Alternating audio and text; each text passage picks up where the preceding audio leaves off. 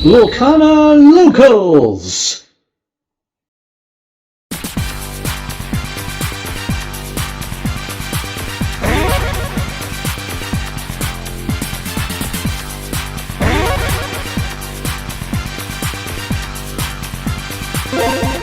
Marvelous!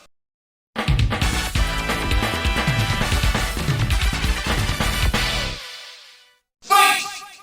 Ladies and gentlemen, welcome to another edition of Lorcana Locals with your main man with a plan, TheXploder. Hope you're all doing fantastic and enjoying Lorcana in whatever way that you are. Shout out to Geek Retreat for letting me record these games, as today, it's me! What can I say? Playing Brooms, my new set of Brooms called Azure Brooms, which is more of a control list rather than an aggro list, versus Jordan. And Jordan is playing with Emerald, and he's playing a very, very stinky version of Emerald. I say stinky, but here we go.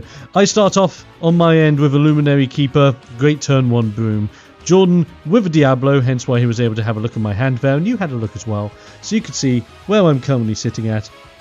But what, oh what do I do for turn 2? Well, I'm going to give you a sneaky deaky. Basically, I'm thinking to myself, right, if base Diablo is out, that means a shift Diablo could be coming, and the soonest I can get rid of a pesky shift Diablo boy, the better. So I cave in. I just pay 2, twin fire the Diablo, get it out of the way, no point discarding, but I might as well quest for 1 with my Luminary Keeper, go up to 1 lore and get the game started in my favour and in a very good way. Great start on my end, starting to control the board nice and early. Over to Jordan's side, he's already paying 2, it's 1 jump ahead, ramping up to 3, nice and easy turn on his end, back over to me. So it is a Sapphire Emerald list on his end. And you might be thinking, Sapphire Emerald? That's a trippy combination. It actually kind of is. It's a Sapphire Emerald discard deck. And you can probably guess what that's going to ensue. We'll get there. Meanwhile, on my end, I'm going to ink a crab. There's no point playing out a crab because there's nothing to challenge into. Quest for 1 for a Luminary Keeper. Play out Bucket Brigade. Bucket Brigade effect I'm going to trigger first to move Twin Fire back into the deck to shuffle. And a Luminary Keeper to discard and draw a card. I ended up doing it the opposite way around there. So Luminary Keeper draws a card first, then I target Twin Fire with Bucket Brigade, shuffle Bucket Brigade back into the deck, and there we go. Because I didn't, well, want to do the misordering. Because that can happen. That can definitely happen. So I do have a bucket out on the board. I already quested for 1. The bucket's going to sit there being a very good buckety boy. And this is where I accidentally inked, so disregard this moment where I inked again with the Mickey, because this is bearing in mind that Jordan did play 1 jump ahead last turn. So instead of inking a Mickey and paying 1 for another Luminary, I'll just pay 1 with the odd 1 that I've got standing. Even better, still get my Luminary Keeper out, double broomy fun times, here we go. Back over to Jordan. He's already sitting on 4 ink, which is very scary for me. And there is Muses. I personally really like the Muses. Whenever you sing a song, you can get a 2 attack or less character back into that player's hand. I believe it's not necessarily opposing characters, so if you need to bounce one of yours, it can be bounced. I'll correct myself over in my little message pop-ups as we're going here. It's a very cool card, very good for control, very scary for Brooms, because most of my Brooms are 2 attack or less, which is a bit sad. But I do get out the Yen Sid. I get a card draw because I have a Broom, at least 1 Broom out on the board. Quest for 2, so now I'm on 4. And next turn, if I'm able to keep 2 Brooms out, I will effectively be able to quest for 3 on Yen Sid alone for a little bit of aggro play. Do indeed love it. 4-0, going over to Jordan's turn with the Muses out on the board. Muses are a threat. Muses are scary. What's also scary is that Jordan's on 5 ink and he's going to pay all 5 and bring out Let It Go, Let It Go. There's Yen Sid into my ink. Very good. And then using the effect of Muses, because that is a song, to then bounce the Luminary Keeper back into my hand. Good move hitting the Luminary and not the bucket, because if the bucket was moved into my hand, That would mean I'll be able to replay the bucket, shuffle one of my, well, the other Illuminary that I have in my discard, back into the deck, take full advantage. No point. Muses tackles into bucket, gets rid, Muses still stands. Absolutely fine and dandy. Nothing on my side of the board, back to my turn, sad face. But here we go. Do I have plays to make the counteract? There's Billy Bones! The only way to say Billy Bones. Shout out to whoever knows that reference from the right movie. I will not be dropping any hints whatsoever. Just let me know in the comments what movie that is from, and if you're correct, I will shout you out and I will give you the praise you solemnly deserve. Play out another Illuminary with the Billy Bones, pay a little more, get the Pete out. Shut down anything that Jordan is going to do. I'm not going to use the effect of Illuminary because I want Illuminary to at least quest for one before using the effect properly. And I also have the Yen Sid. No, Yen Sid is in my inkwell, not in my hand, sorry. But I could have a second Yen Sid in my hand. You don't know. Jordan doesn't know that. I can't bloody remember if I have that or not. So we'll soon find out. Jordan passes turn. This scared me.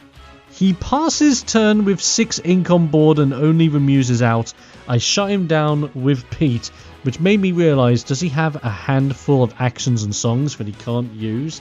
If only I had my Mim Foxes or Mim Snakes to bounce back Pete to effectively lock down where Jordan is at right now. I wonder if I could do that.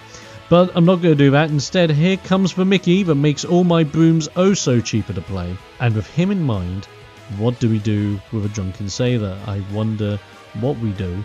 I just got that in my head because I know the Muses like songs. Maybe we like that. I'm not too sure. So here we go. I do take that back. I asked Jordan very nicely, do you mind if I take that back? He's like, yep, go ahead, that's fine. And all I wanted to do, quest for one with Illuminary, play out the Mickey, to then use the effect of Illuminary, discarding him, putting it into my hand.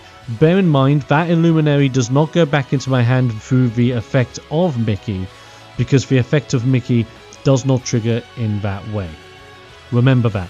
The effect of Mickey only works if the broom that is being banished was banished via a challenge. So if it doesn't banish via a challenge, it does not go back into your hand, therefore bounce back, well, it goes into discard anyway. But it's fine. Set that all up, get another Illuminary out for some more card draw later. Mickey's great. Quest for one repeat. Setting up a board, still scary. What the heck is Jordan thinking? Surely he has something that he can do. Whilst I've got all these in my hand. Sail the Azurite Sea has been played. So he draws a card. This now means at any point this turn, Jordan can ink twice. And that's bearing in mind, you can basically ink twice at any point once you've played it. You could have already inked, and then you just ink again. You could ink twice at the same time. You could ink once, do a thing, and then ink again. As long as you commit to both inks before the end of your turn, you can do it. Sadly, he couldn't do it. And there's the pesky Diablo boy that I was worried about earlier. Delayed him until now, which is pretty darn good. And Pete is going to sing Let the Storm Rage On to just swat that Diablo out of the sky before Jordan can draw any more cards. Fantastic stuff. Draw a card off of Let the Storm Rage On as well, which is a big boon also.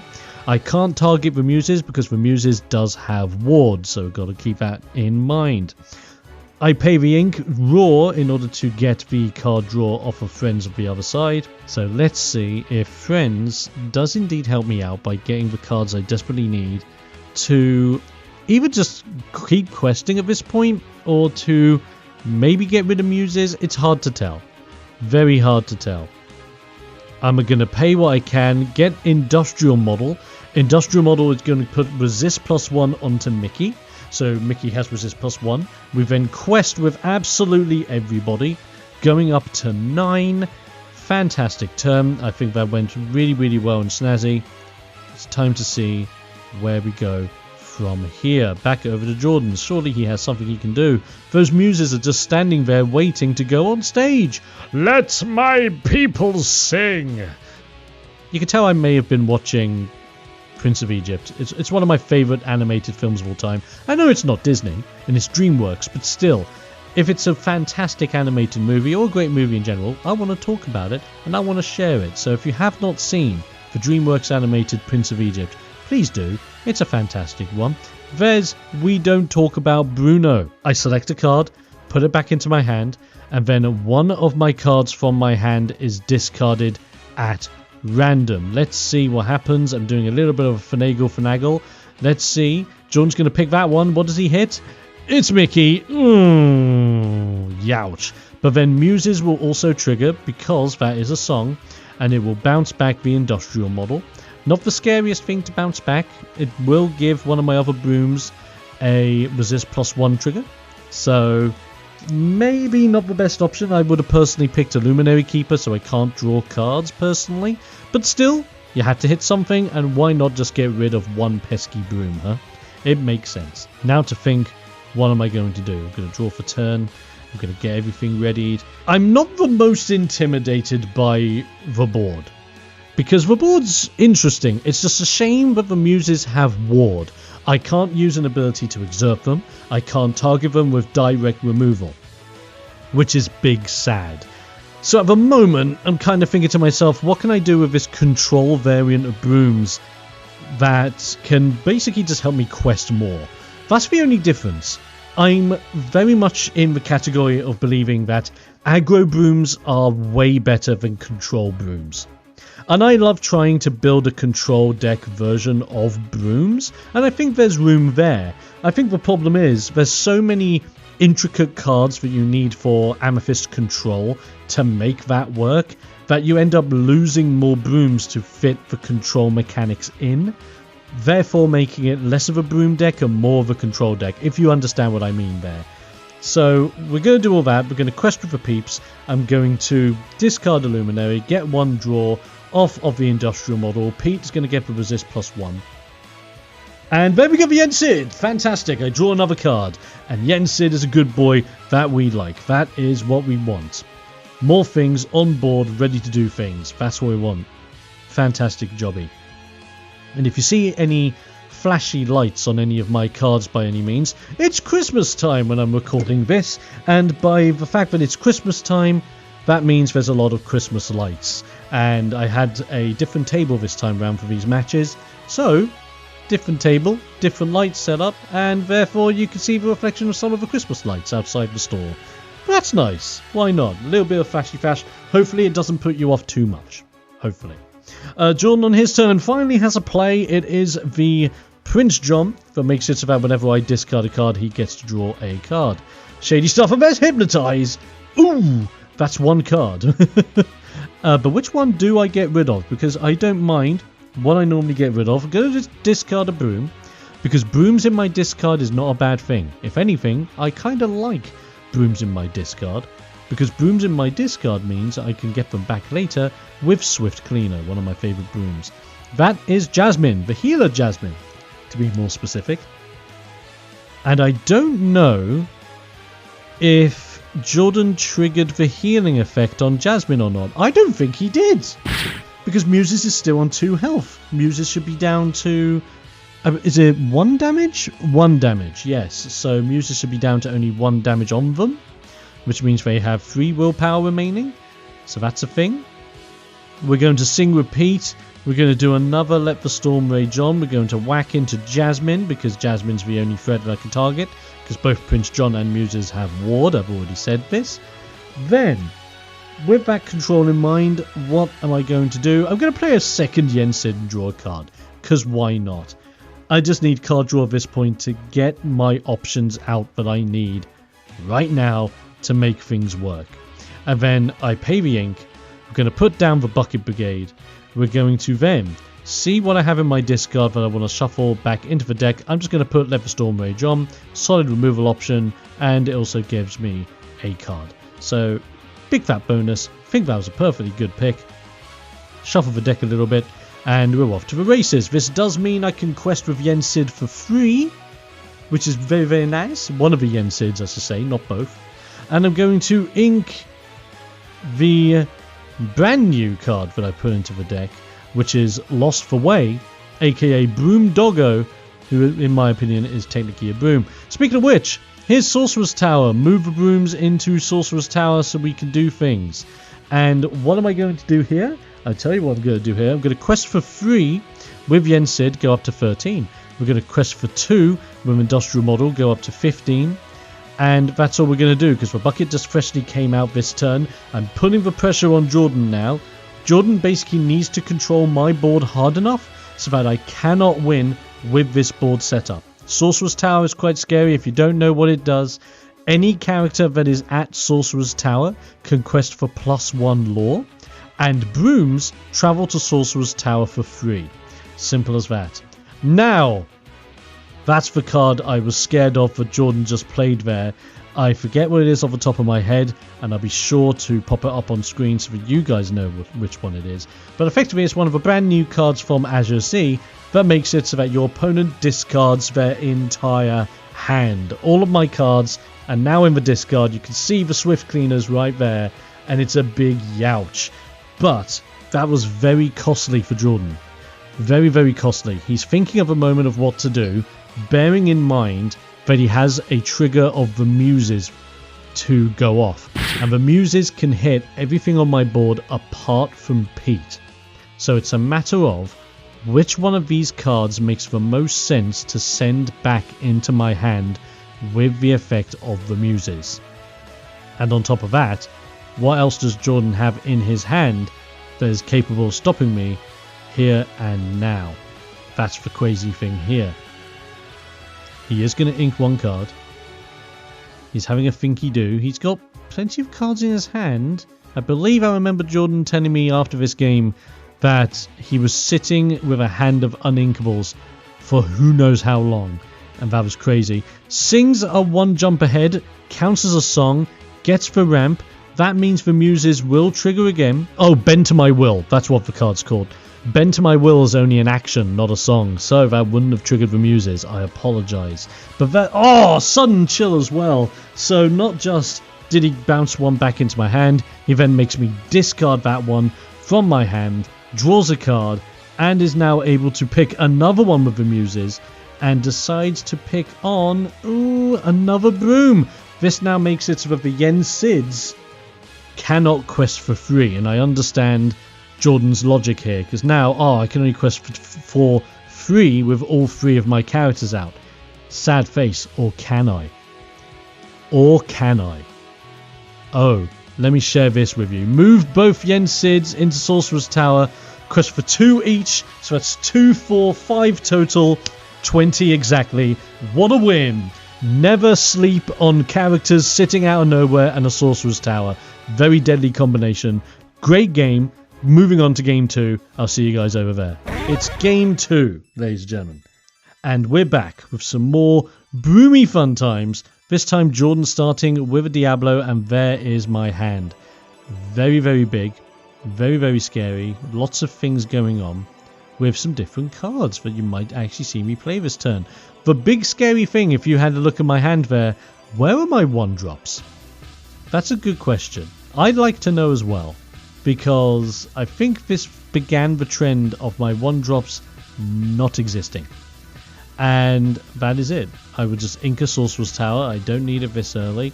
No 1-drops. Pass back to Jordan. He's already on the right foot.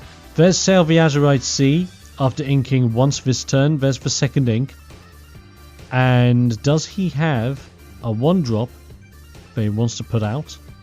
Or is he going to just sit still and let things cruise? Let's find out. Just to remind you as well, the 1-drop Diablo that lets you have a look at your opponent's hand does not have evasive. So if you do need to smack into that bad boy, just smack him. Smack him good. Don't need to worry about it. That Diablo does not have evasive. It's the shifting one that does have evasive. You need to be careful of. I ink a aerial cleaner to play another aerial cleaner. Possibly one of the top 3 brooms in the entire game. Because not just is it useful in brooms, it's very useful outside. Very simple effect. It gains evasive during your turn. And it's a 2/3, which can smack into a lot of different things. Now, if you guys are seeing this, you might see what Jordan's trying to do here with ramping. Plays out the Iago that I believe once the Iago quests makes it so that your next action this turn costs 2 less. Bearing in mind that Jordan is ramping, this will technically mean that my hand is about to go bye-bye very, very soon. So I better not get used to seeing any of these cards in my hand for long. Inking Mickey. Thinking to myself, oh woe is me, what do I do? What do I do indeed? And first things first, Aerial Cleaner is going to smack into the Diablo because he does gain evasive on my turn. Worth doing, that's exactly why he's here. Then, gonna pay the extra. Billy Bones comes out on the board. The Billy Bones, 3 cost, 2/2 for 2 lore. And when he is banished, I can then banish a item or location of my choice. It is a you may effect, so it's not mandatory. There's Jordan. He's going to quest with Iago for 1. Make 2 cheap. What's he going to pay? He's going to... Yep, it's bent my will. My entire hand's gone. And this is Jordan's deck. It's mega discard.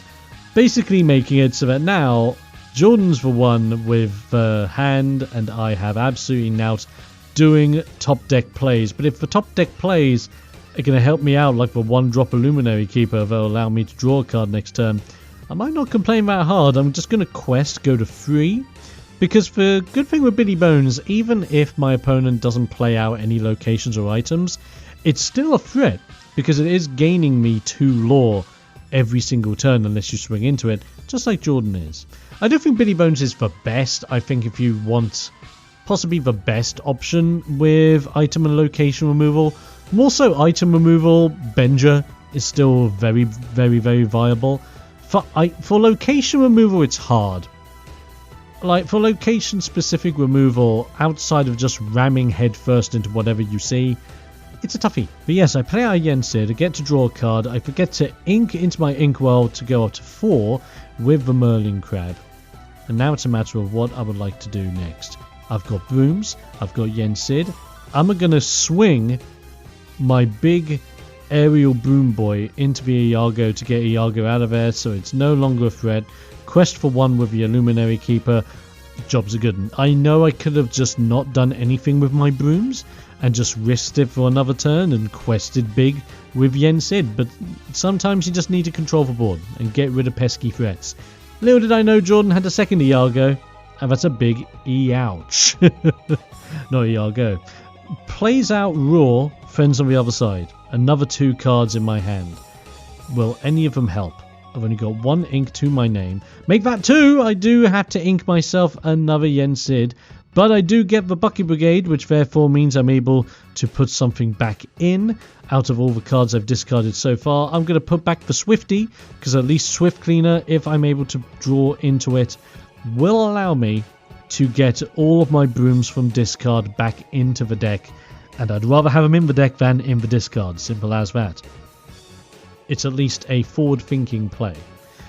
Then, because I have 2 Brooms out, Yensid's going to quest for 3, Illuminary's going to quest for 1, go up to 8 lore, and then it's back over to Jordan. I know Jordan can basically swing in with both Jasmine and Iago to get rid of a Yensid, but is he going to do it? Plays out Muses. So has a little bit more control out on his side of the board now, as long as he's able to play some songs and have some good times.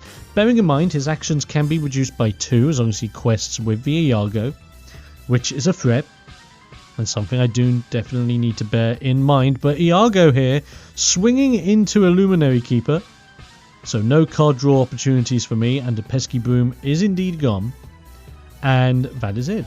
Nice and simple. Back over to my turn. And as we go, there is Mickey Food Fight! I do like Food Fight Mickey. I like him as a 1-drop. I like his artwork very much.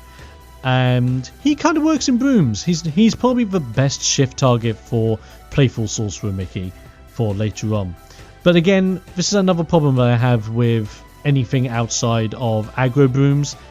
Doing control Brooms, yeah, you lose a lot in order to make the control elements work, and then by then you can't play cards that definitely help with the aggro side of Brooms, so you don't quest as much as fast as you want to, and that's what you basically need to do. You need to treat Brooms as if you are sweeping, and the best way to sweep is from sweeping aggro, at least in my opinion when it comes to Brooms. Let me know your thoughts of Brooms down in the comments. They're still my favourite archetype. I've played them enough to won't knowing how they play it like the back of my hand.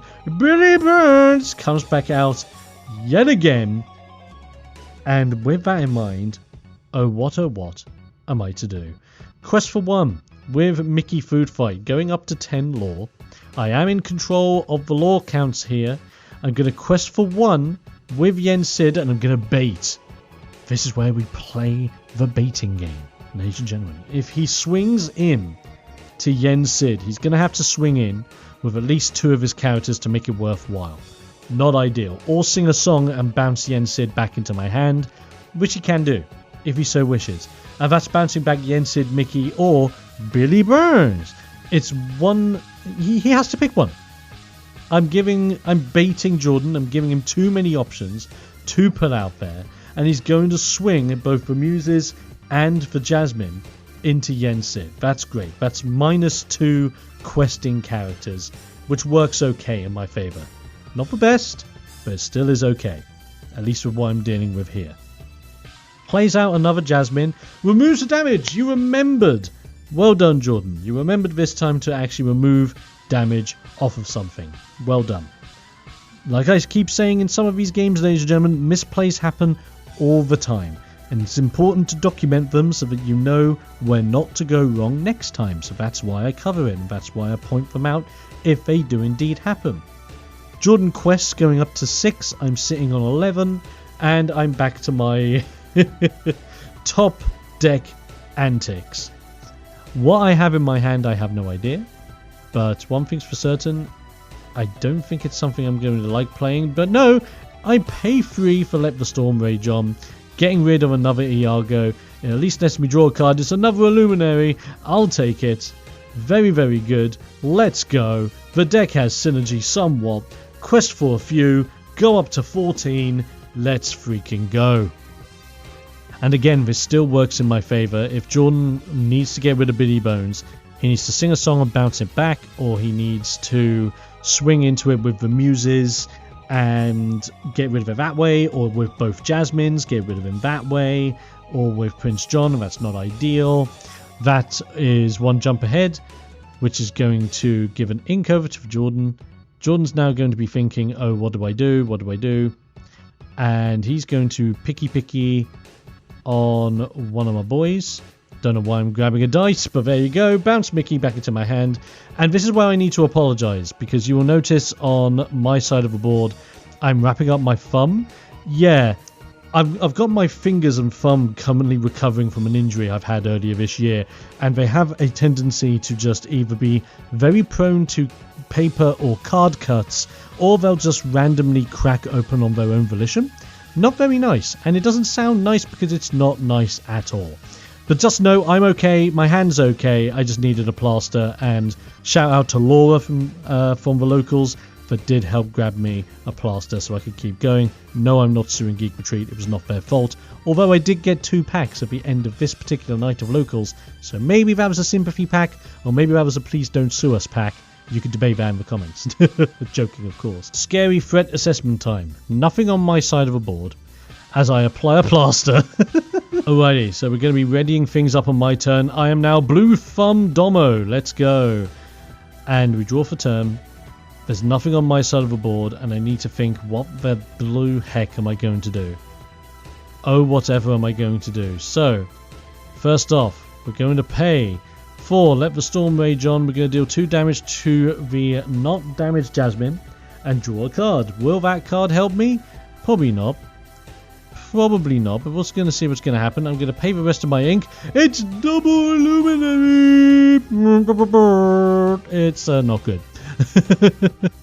I mean, the Illuminary Keepers are coming out very consistently. These guys are putting in the work, and I have 0 complaints. Proper broomy boys. Gotta love them. They are probably the single best broom in the game. A 1-drop, a good statted 1-drop, give you a card whenever you play another character out. Brilliant stuff. Jordan's side of the board, that's our Morph. Getting ready to do Morphe-related things. If Jordan wants to, has another shift target to get even more swifty. Or shifty, I should say. But decides to quest with absolutely everything. So quest for 2, 3, 4. Very scary stuff. He's picking up the pace. Whilst on my side of the board, I have Pete. and at least Pete stops the actions and the songs coming downeth. I like it. But what oh what do I do from here? Because I need to start thinking of, do I sack my Illuminary Keepers in order to get rid of the Jasmine or the Prince John? Because they're both starting to be threats, and I kinda need to stop Jordan from winning the game. It's a bit scary, and it might be very hard for me to be able to get to a point where I can win in this case, because Jordan has done a very good job of shutting me down with the discards and the bounce backs and everything else. So yes, both my Illuminaries, not the most ideal play. We're going to ram straight into the Prince John to get Prince John out of the way, so at least that's a quester out. I did a bit of a foul up there because I'm so used to just seeing my guys die. Luckily, I keep forgetting, Illuminary Keeper is a 1-2, so 1 damage on both. They only take 1 damage each, and everything's fine. I get to keep my cards. But there comes Basil, the brand new Basil, which I quite like. I believe it's whenever you put a card into your Inkwell, you can pay 1, and if you do, your opponent discards a card, which is pretty interesting. So I think it's a very solid card in the discard engine, really well statted. A 6 cost 4/5 for 2, that can also be a shift 4. Very good use for Morph there, but he decided not to go with Morph, which is absolutely fine. And Jordan just decides to quest. Questing for 2, going to 16. He now effectively has game on board. So that's 17, 18, 19 just with the Basil and Morph alone, and then 20, 21 with the Muses and Jasmine. So I'm going to have to sack a lot of stuff to make things work. And that Yen Sid is indeed going to help me draw a card, but it's going to help me draw a card that's going to do good things. I don't think so. I think this is it. But we're going to wait and find out. So I'm doing some calculations here as well to see what I can get up to. I can't quest as high as I need to. I won't survive until next turn. We're going to swing Pete into the Muses, which I think was a good solid move there. Get Muses out of the way. I have to get rid of Jasmine, because that's what, 17, 18, 19, 20 exactly. So if I don't get rid of Jasmine here, it's a very scary time. I'm going to pay for Twin Fire. Here we go. We're going to deal 2 damage to Morph, but I cannot discard, which is a bit sad face. And why didn't I get rid of Jasmine? Oh, because I'm holding out on Yen Sid. Oh, I see. Because now if I hold out on Yen Sid and the 2 Brooms, I can quest for game next turn. Until... Oh no, we don't talk about Bruno hits. Oh no. Oh, the big hit. There's the quest for 3. Jordan's now on 19. I can no longer quest for game. Youch. And I thought Yen Sid would be okay. Well, there's Mickey. There is indeed Mickey. Maybe we can make something work. Maybe we're going to tackle an Illuminary into Jasmine. Illuminary back into my hand. Pay nothing instead of paying the 1. Don't forget that, me. Thank you very much. I can pay nothing to bring Illuminary back. But now I need 5 to get rid of Basil. And I'm doing the calculations. I know I've got an Illuminary in my hand that doesn't have Rush. I can't do it. And there's only one way I can possibly do it. And that's if I draw a card off the top of my deck that can remove Basil. So this is what we're going to do. We're going to quest. I shouldn't have had to pay the ink there, because it would be a free cost for the Illuminary Keeper. And then I draw. No, it's Industrial Model. That's it. Game 2. It's all well and done. Jordan wins game 2. It's 1-1. Moving on to game 3. Let's see who's going to win between the Brooms, the discards, and the fun times. Oh, crazy. And game 3 is here. With game 3 starting, I get to start off by inking a Sorcerer's Tower and nothing else, because my 1-drops aren't here again. But there is the 1-drop that seems to be incredibly consistent for Jordan, the Diablo. And yeah, I've got Twin Fire again. Yeah, I've got 2 Yen Sids in my hand. Oi, I don't know where this is going to go. But I'm not looking forward to it. Because if Jordan's able to ramp up enough like he did last time, and get rid of my entire hand nice and early, Don't get me wrong, I did very well. Even with that in mind, I had consistent enough card draw to keep going. I probably could have played it a little bit better, but it was a struggle. Now back to my turn. What do I do with... Well, there's no drunken sailor, but you know what I mean. I'm going to ink the library. No point playing that bad boy out. We're just going to twin fire the Diablo. Get him out of the way. Why not? Jordan's turn. Inks for turn. Pays for 2. Plays out 1 jump ahead. Gets the ramp. Goes to 3. Back to me. Here we go. I'm going to draw my card. Ready everything that I've got at my disposal here. We're going to have to ink a Yensid because there's just no Brooms viable to play right now. So we're going to play out Pete.